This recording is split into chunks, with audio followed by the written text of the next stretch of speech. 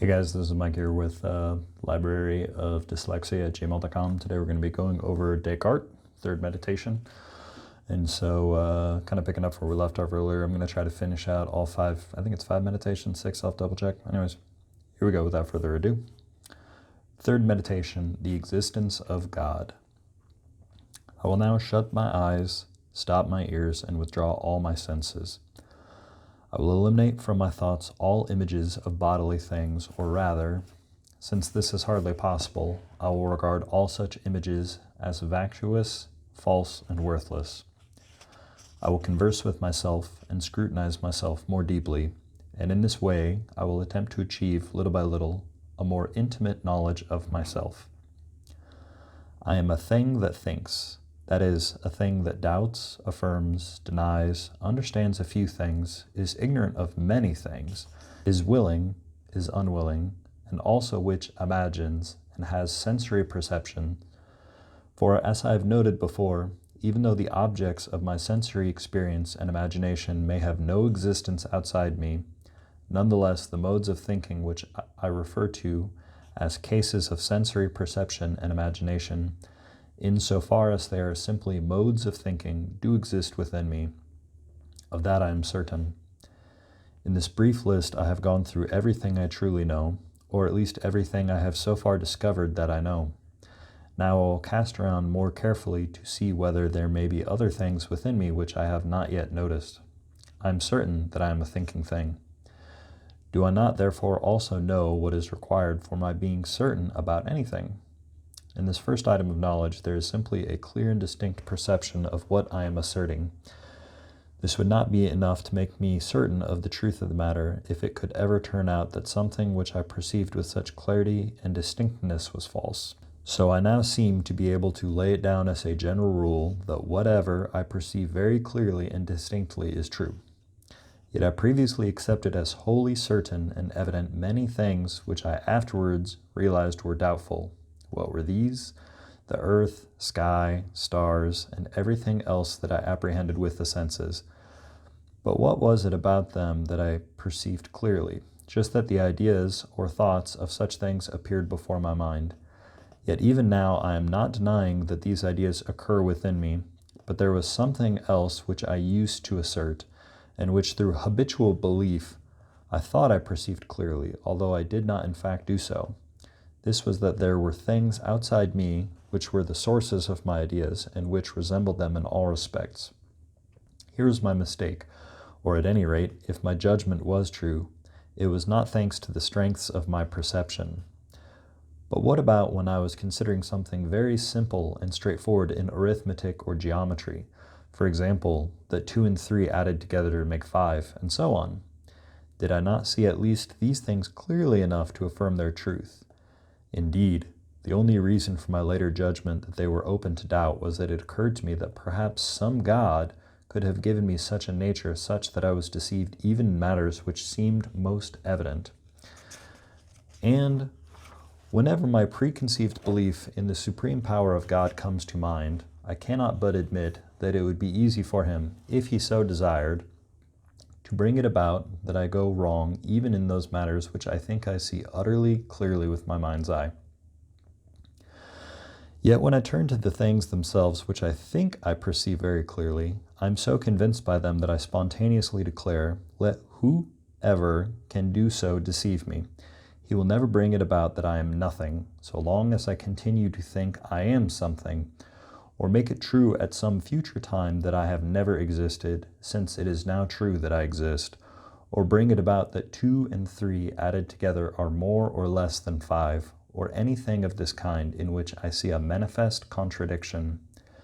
And since I have no cause to think that there is a deceiving God, and I do not yet even know for sure whether there is a God at all, any reason for doubt which depends simply on this belief is a very slight and, so to speak, metaphysical one. But in order to remove even this slight reason for doubt, as soon as the opportunity arises, I must examine whether there is a God, and, if there is, whether he can be a deceiver. For, if I do not know this, it seems that I can never be quite certain about anything else. First, however, considerations of order appear to dictate that I now classify my thoughts into definite kinds and ask which of them can properly be said to be the bearers of truth and falsity. Some of my thoughts are, as it were, the images of things, and it is only in these cases that the term idea is strictly appropriate. For example, when I think of a man or a chimera or the sky, or an angel or God, other thoughts have various additional forms. Thus, when I will, or am afraid, or affirm, or deny, there is always a particular thing which I take as the object of my thought, but my thought includes something more than the likeness of that thing. Some thoughts in this category are called volitions or emotions, while others are called judgments. Now, as far as ideas are concerned, provided they are considered solely in themselves, and I do not refer to them to anything else, they cannot, strictly speaking, be false, for whether it is a goat or a chimera that I am imagining, it is just as true that I imagine the former as the latter. As for the will and the emotions, here too, one need not worry about falsity, for even if the things which I may desire are wicked, or even non-existent, that does not make it any less true that I desire them. Thus, the only remaining thoughts where I must be on my guard against making a mistake are judgments, and the chief and most common mistake which is to be found here consists in my judging that the ideas which are in me resemble or conform to things located outside me. Of course, if I considered just the ideas themselves simply as modes of my thought, without referring them to anything else, they could scarcely give me any material for error. Among my ideas, some appear to be innate, some to be adventitious, and others to have been invented by me. My understanding of what a thing is, what truth is, and what the thought is, seems to derive simply from my own nature. But my hearing a noise, as I do now, or seeing the sun, or feeling the fire, comes from things which are located outside me, or so I have hitherto judged. I probably said that wrong. Oh well, I'm not even going to mark this an error. Lastly, sirens, hippogriffs, and the like are my own invention, but perhaps all my ideas may be thought of as adventitious, or they may all be innate, or all made up, for as yet I have not clearly perceived their true origin. But the chief question at this point concerns the ideas which I take to be derived from the things existing outside me. What is my reason for thinking that they resemble these things?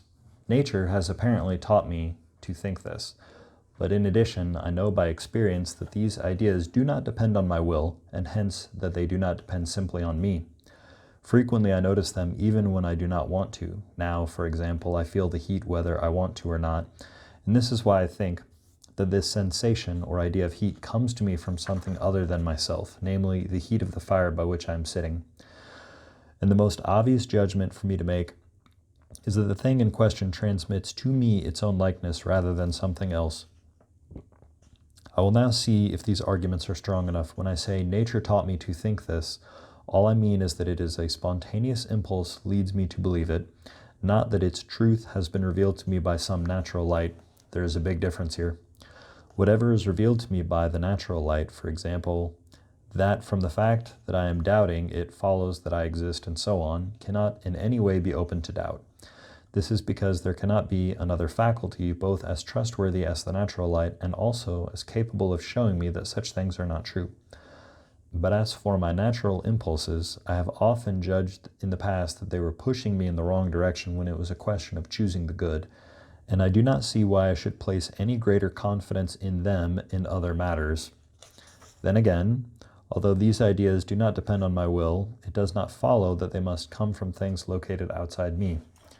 Just as the impulses which I was speaking of a moment ago seemed opposed to my will, even though they are within me, so there may be some other faculty not yet fully known to me, which produces these ideas without any assistance from external things.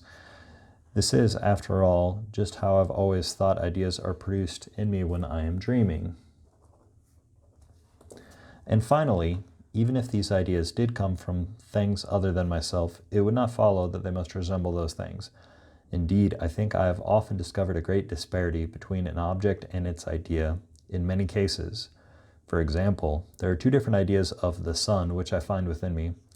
One of them, which is acquired, as it were, from the senses, and which is a prime example of an idea which I reckon to come from an external source, makes the sun appear very small. The other idea is based on astronomical reasoning, that is, it is derived from certain notions which are innate in me, or else it is constructed by me in some other way, and this idea shows the sun to be several times larger than the earth. Obviously, both these ideas cannot resemble the sun which exists outside me, and reason persuades me that the idea which seems to have emanated most directly from the sun itself has in fact no resemblance to it at all. All these considerations are enough to establish that it is not reliable judgment, but merely some blind impulse that has made me believe up till now that there exist things distinct from myself which transmit to me ideas or images of themselves through the sense organs or in some other way. But it now occurs to me that there is another way of investigating whether some of the things which I possess ideas exist outside me. Insofar as the ideas are considered simply as modes of thought, there is no recognizable inequality among them. They all appear to come from within me in the same fashion. But insofar as different ideas are considered as images which represent different things, it is clear that they differ widely. Undoubtedly, the ideas which represent substances to me amount to something more and, so to speak, contain within themselves more objective reality than the ideas which merely represent modes or accidents. Again, the idea that gives me my understanding of a supreme God, eternal, infinite, immutable, omniscient, omnipotent, and the creator of all things that exist apart from him, certainly has in it more objective reality than the ideas that represent finite substances. Now it is manifest by the natural light that there must be at least as much reality in the efficient and total cause as in the effect of that cause. For where, I ask, could the effect get its reality from, if not from the cause? And how could the cause give to it the effect unless it possessed it? It follows from this both that something cannot arise from nothing, and also that what is more perfect, that is, contains in itself more reality, cannot arise from what is less perfect. And this is transparently true not only in the case of effects which possess what the philosophers call actual or formal reality, but also in the case of ideas where one is considering only what they call objective reality. A stone, for example, which previously did not exist, cannot begin to exist unless it is produced by something which contains either formally or eminently everything to be found in the stone. Similarly, heat cannot be produced in an object which was not previously hot, except by something of at least the same order, degree, or kind of perfection as heat, and so on. But it is also true that the idea of heat or of a stone cannot exist in me unless it is put there by some cause which contains at least as much reality as I conceive to be in the heat or in the stone. For although this cause does not transfer any of its actual or formal reality to my idea, it should not on that account be supposed that it must be less real. The nature of an idea is such that of itself it requires no formal reality except what it derives from my thought, of which it is a mode. But in order for a given idea to contain such and such objective reality, it must surely derive it from some cause which contains at least as much formal reality as there is objective reality in the idea. For if we suppose that an idea contains something which was not in its cause, it must have got this from nothing. Yet the mode of being by which a thing exists objectively or representatively in the intellect by way of an idea, imperfect though it may be, is certainly not nothing, and so it cannot come from nothing. And although the reality from which I am considering in my ideas is merely objective reality, I must not on that account suppose that the same reality need not exist formally in the causes of my ideas, but that it is enough for it to be present in them objectively. For just as the objective mode of being belongs to ideas by their very nature, so the formal mode of being belongs to the causes of ideas, or at least the first and most important ones by their very nature.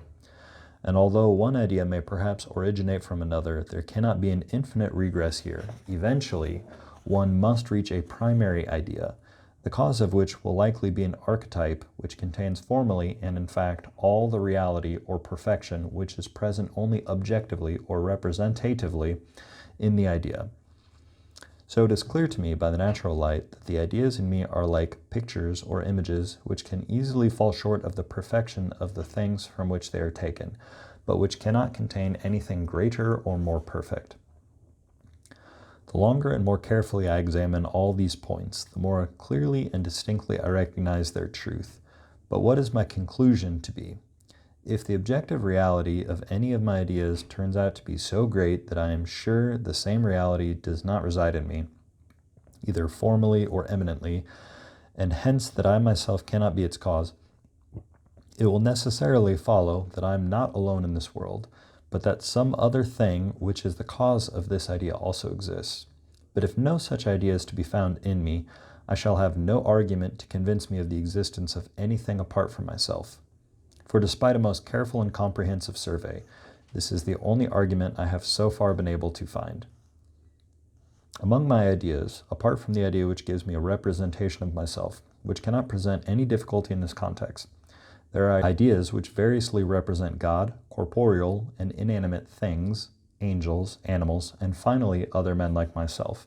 As far as concerns the ideas which represent other men or animals or angels, I have no difficulty in understanding that they could be put together from the ideas I have of myself, of corporeal things, and of God, even if the world contained no men besides me, no animals, and no angels. As to my ideas of corporeal things, I can see nothing in them which is so great or excellent as to make it seem impossible that it originated in myself. For if I scrutinize them thoroughly and examine them one by one, in the way in which I examined the idea of the wax yesterday, I notice that the things which I perceive clearly and distinctly in them are very few in number. The list comprises size or extension in length, breadth, depth, shape, which is a function of the boundaries of this extension, position, which is a relation between various items possessing shape, and motion or change in position. To these may be added substance, duration, and number. But as for all the rest, including light and colors, sounds, smells, taste, heat, and cold, and the other tactile qualities, I think of these only in a very confused and obscure way, to the extent that I do not even know whether they are true or false, that is, whether the ideas I have of them are ideas of real things or of non-things. For although, as I have noted before, falsity in the strict sense, or formal falsity, can occur only in judgments, there is another kind of falsity, material falsity, which occurs in ideas, when they represent non-things as things. For example, the ideas which I have of heat and cold contain so little clarity and distinctness that they do not enable me to tell whether cold is merely the absence of heat or vice versa, or whether both of them are real qualities, or neither is. And since there can be no ideas which are not, as it were, of things, if it is true that cold is nothing but the absence of heat, the idea which represents to me as something real and positive deserves to be called false, and the same goes for other ideas of this kind. Such ideas obviously do not require me to posit a source distinct from myself. For on the one hand, if they are false, that is, represent non-things, I know by the natural light that they arise from nothing. That is, they are in me only because of a deficiency and lack of perfection in my nature. If, on the other hand, they are true, then since the reality which they represent is so extremely slight that I cannot even distinguish it from a non-thing, I do not see why they cannot originate from myself. With regard to the clear and distinct elements in my ideas of corporeal things, it appears that I could have borrowed some of these from my idea of myself, namely substance, duration, number, and anything else of this kind. For example, I think that a stone is a substance, or is a thing capable of existing independently, and I also think that I am a substance. Admittedly, I conceive of myself as a thing that thinks and is not extended, whereas I conceive of the stone as a thing that is extended and does not think. So that these two conceptions differ enormously, but they seem to agree with respect to the classification substance.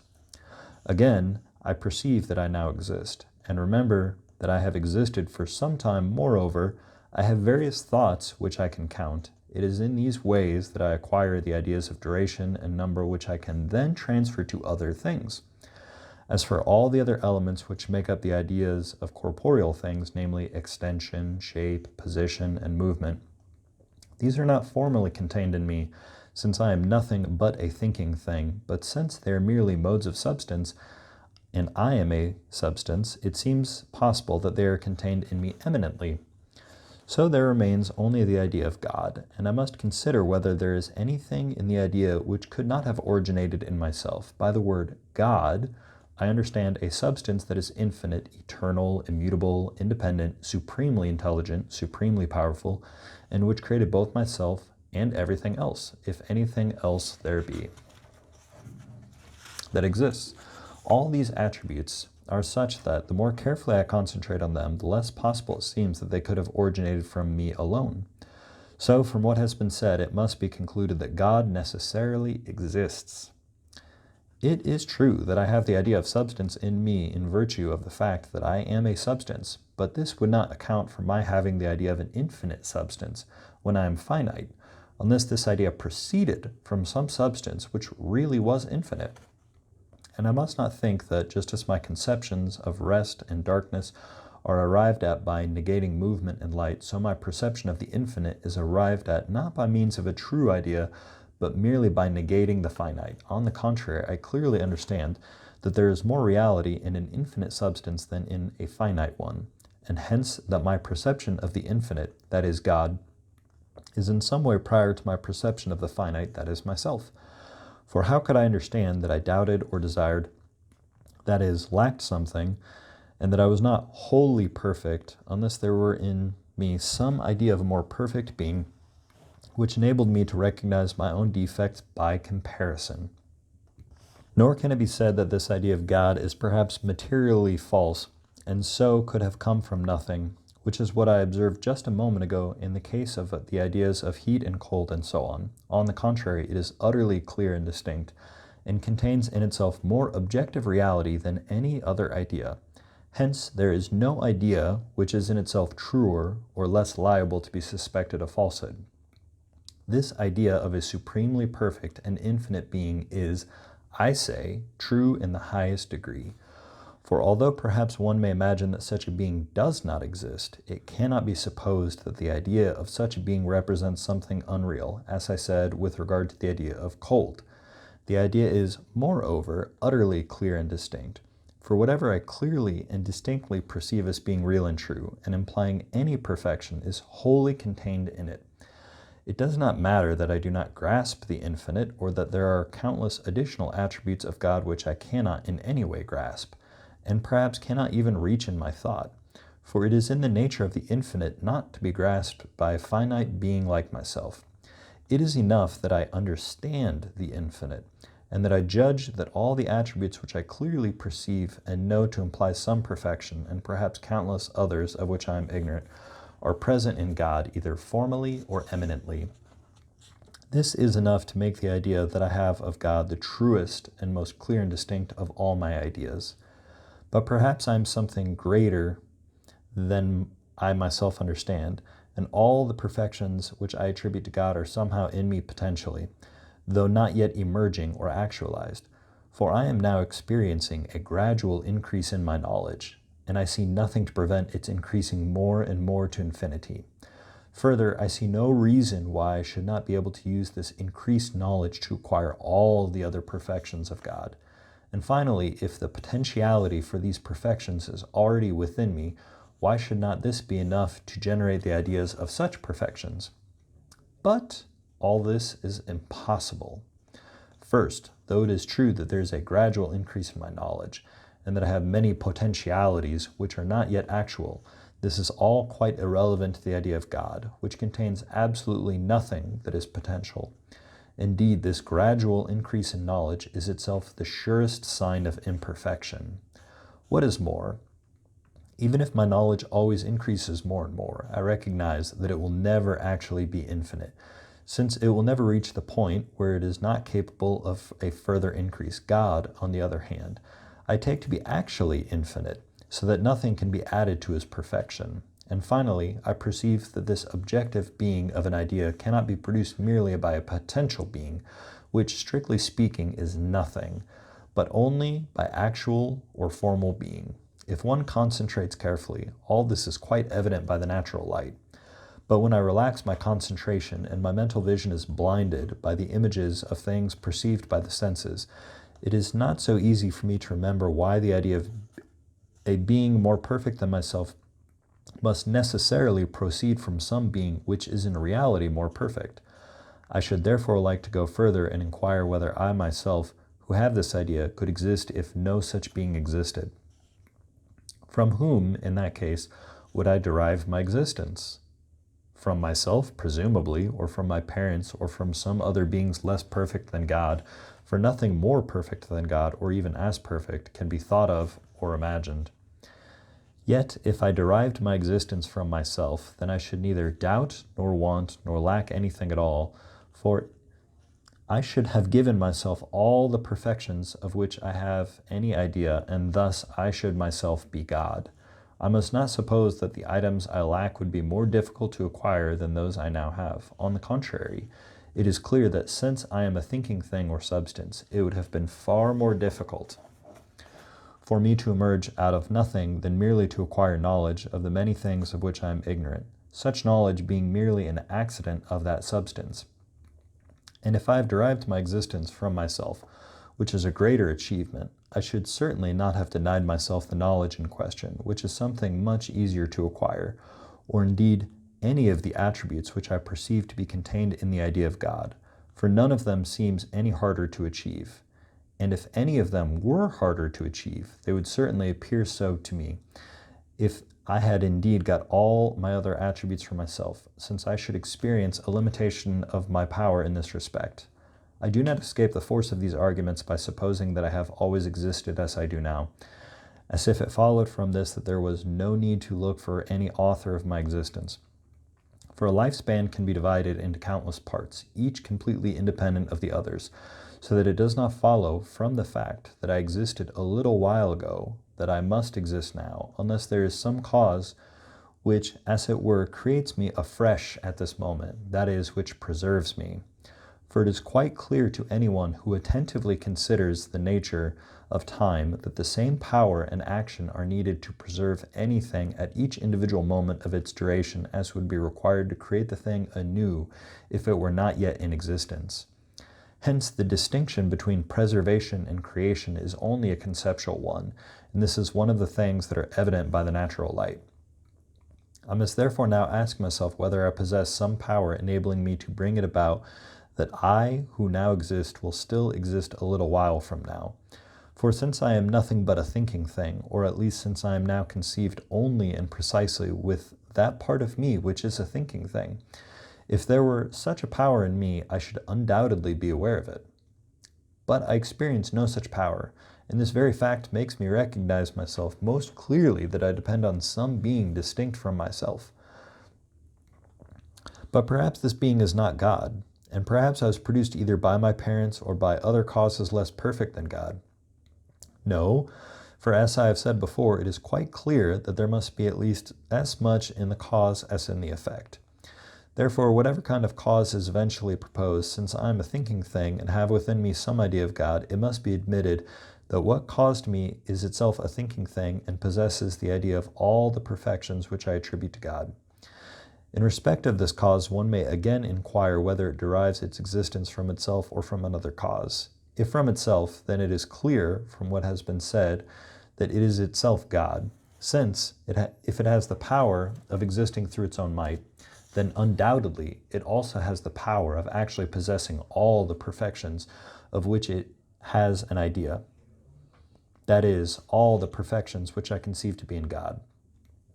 If, on the other hand, it derives its existence from another cause, then the same question may be repeated concerning this further cause, namely, whether it derives its existence from itself or from another cause, until eventually the ultimate cause is reached, and this will be God. It is clear enough that an infinite regress is impossible here, especially since I am dealing not just with the cause that produced me in the past, but also, and most importantly, with the cause that preserves me at the present moment. Nor can it be supposed that several partial causes contributed to my creation, or that I received the idea of one of the perfections which I attribute to God from one cause and the idea from another. The supposition here being that all perfections are to be found somewhere in the universe, but not joined together in a single being, God. On the contrary, the unity, the simplicity, or the inseparability of all the attributes of God is one of the most important of the perfections which I understand him to have. And surely the idea of the unity of all his perfections could not have been placed in me by any other cause which did not also provide me with the ideas of other perfections. For no cause could have made me understand the interconnection and inseparability of the perfections without at the same time making me recognize what they were. Lastly, as regards my parents, even if everything I've ever believed about them is true, it is certainly not they who preserve me. And insofar as I am a thinking thing, they do not even make me, they merely placed certain dispositions in the matter which I have always regarded as containing me, or rather my mind. For that is all I now take myself to be. So there can be no difficulty regarding my parents in this context. Altogether then, it must be concluded that the mere fact that I exist and have within me an idea of a most perfect being, that is God, provides a very clear proof that God indeed exists. It only remains for me to examine how I received this idea from God.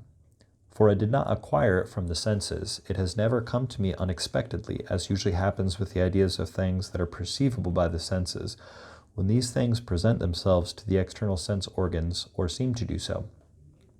And it was not invented by me either, for I am plainly unable either to take away anything from it or to add anything to it. The only remaining alternative is that it is innate in me, just as the idea of myself is innate in me. And indeed, it is no surprise that God, in creating me, should have placed this idea in me to be, as it were, the mark of the craftsman stamped on his work. Not that the mark need be anything distinct from the work itself, but the mere fact that God created me is a very strong basis for believing that I am somehow made in His image and likeness, and that I perceive that likeness, which includes the idea of God, by the same faculty which enables me to perceive myself. That is, when I turn my mind's eye upon myself, I understand that I am a thing which is incomplete and dependent on another, and which aspires without limit to ever greater and better things. But I also understand at the same time that he on whom I depend has within him all those greater things, not just indefinitely and potentially, but actually and infinitely, and hence that he is God. The whole force of the argument lies in this. I recognize that it would be impossible for me to exist without the kind of nature I have, that is, having within me the idea of God, were it not the case that God really existed. By God, I mean the very being, the idea of whom is within me, that is, the possessor of all the perfections which I cannot grasp, but can somehow reach in my thought, who is subject to no defects whatsoever. It is clear enough from this that he cannot be a deceiver, since it is manifest by the natural light that all fraud and deception depend on some defect. But before examining this point more carefully and investigating other truths which may be derived from it, I should like to pause here and spend some time in the contemplation of attributes and to gaze with wonder and adoration on the beauty of this immense light, so far as the eye of my darkened intellect can bear it. For just as we believe through faith that the supreme happiness of the next life consists solely in the contemplation of the divine majesty, so experience tells us that this same contemplation, albeit much less perfect, enables us to know the greatest joy of which we are capable in this life. That's Descartes. Thank you for your patience. I know this is kind of a long video. I'm trying to slow down and read a little bit more slowly and clearly, trying to get better audio quality. If you guys have any questions or topic requests, send them to libraryofdyslexia@gmail.com. Thank you for your patience, bearing with me. Hope you guys enjoy this. I'm going to go through the rest of the Descartes meditations. I'm trying to get like an intro to philosophy course set up. So I don't know. You guys have a good day. Thanks for watching. Bye. Trying to slow down and read. Reading books is hard. Hold on.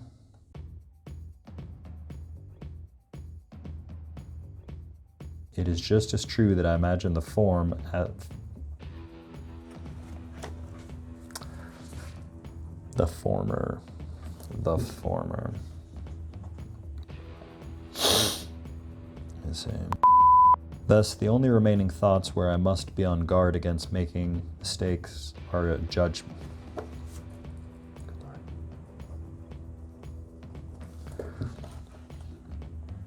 Thus, the only remaining thoughts where I must be on guard. Thus, the only remaining thoughts where I must be on my guard against making a mistake. Whatever. Good Lord. Why don't you help me? Help me before it's too late. There are ideas which variously represent God, corporeal, and inanimate objects. I made a boo-boo. You got some splaining to do, mister. I hate you, Rene Descartes. I hate you so much. If you weren't dead, I would kill you again.